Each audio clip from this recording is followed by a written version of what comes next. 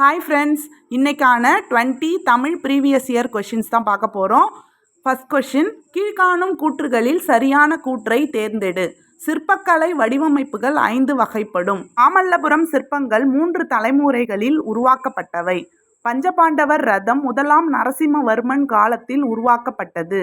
மாமல்லருக்கு குன்றின் நிழல் யானை போல் தெரிந்தது. இதில் சரியான கூற்று எது அப்படின்னு பார்த்தீங்கன்னா ஆப்ஷன் சி, பஞ்சபாண்டவர் ரதம் 1ஆம் நரசிம்மவர்மன் காலத்தில் உருவாக்கப்பட்டது.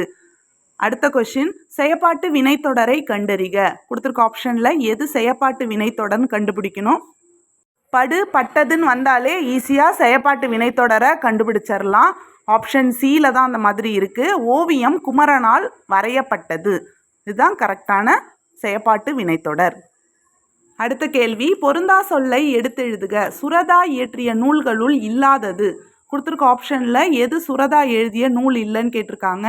அமுதும் தேனும், துறைமுகம், தமிழ்ச்சிட்டு, தேன்மழை. இதில் தமிழ்ச்சிட்டு தான் சுரதா எழுதிய நூல் இல்லை. அடுத்த கேள்வி, ஓரினம் சார்ந்த சொற்களுள் பொருந்தாத தொடரை காண்க. கொடுத்துருக்க ஆப்ஷனில் எது ஓரினம் சார்ந்த சொற்களில் பொருந்தாததுன்னு பார்த்தீங்கன்னா ஆப்ஷன் டி, நிலம், காற்று, வானம், மலை. அடுத்த கேள்வி, அடைப்புக்குள் உள்ள சொல்லை தகுந்த இடத்தில் சேர்க்க.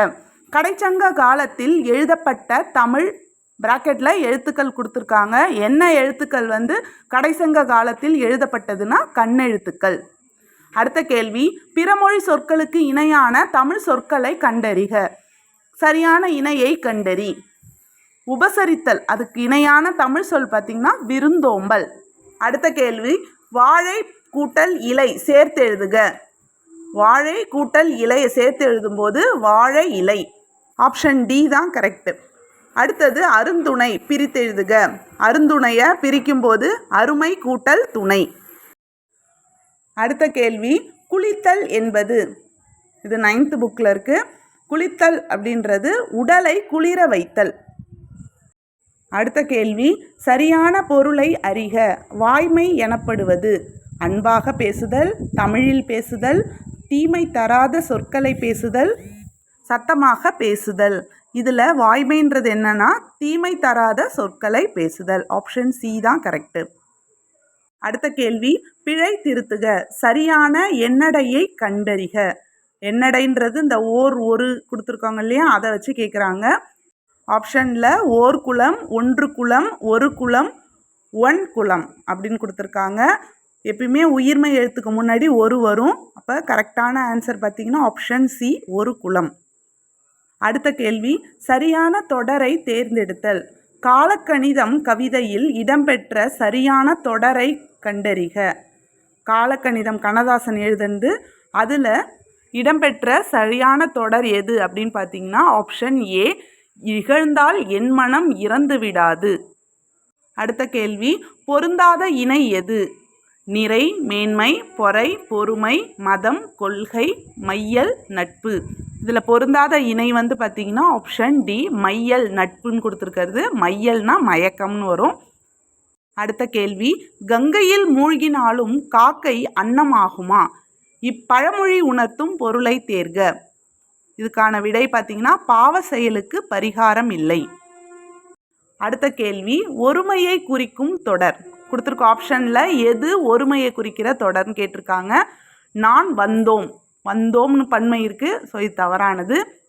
அடுத்தது, நாம் வந்தேன்னு இருக்குது, நாம்ன்றது பன்மை, அதனால் அதுவும் தவறு. சி ஆப்ஷனில் நான் வந்தேன், ரெண்டுமே கரெக்டாக கொடுத்துருக்காங்க ஒருமையில்.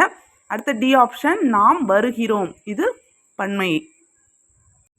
இப்போது கரெக்டான ஆன்சர் பார்த்திங்கன்னா நான் வந்தேன், சி ஆப்ஷன் தான். அடுத்த கேள்வி, அக்ரிணை பலவின்பால் விகுதிகள் யாவை. கொடுத்துருக்க ஆப்ஷனில் எது அக்ரிணை பலவின்பால் விகுதின்னு கேட்டிருக்காங்க. ஆப்ஷன் பி, அ, வை, கல். இதுதான் பலவின்பால் விகுதிகள். அடுத்த கேள்வி, மரபு பிழையற்ற சொல்லை தெரிவு செய்க. கப்பல் கட்டும் கலைஞர்கள் டேஷ் என்று அழைக்கப்பட்டனர். கப்பல் கட்டுற கலைஞர்களை கம்மியர் என்று அழைக்கப்பட்டனர். அடுத்த கேள்வி, பொருந்தா சொல்லை கண்டறிக. வன்தொடர், மென்தொடர், இடைத்தொடர், கடைத்தொடர். இதில் பொருந்தாதது பார்த்திங்கன்னா கடைத்தொடர். அடுத்த கேள்வி, இணையான தமிழ் சொல்லை கண்டறிக. டெம்பஸ்ட்.